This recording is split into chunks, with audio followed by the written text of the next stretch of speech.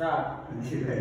শোনো, এই আমাদের বাংলাদেশে বুঝছো সবাই কাজ করে গেলে আগের দিকে যায়। হুম। এমন কোন কাজটা আছে যে কাজটা করে পিছের দিক যাওয়া না? বলো দেখি।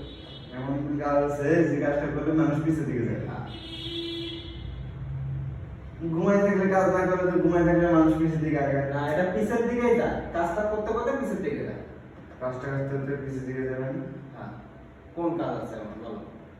মানুষ সামনে যায় আর কাজটা করতে করতে মানুষ পিছে না, যায়। মানুষ তো কাজ করতে করতে সামনে যায়, হ্যাঁ। কিন্তু এমন বাংলাদেশে এমন কোন কাজ আছে যে কাজটা করতে করতে পিছের দিক যাওয়া লাগে?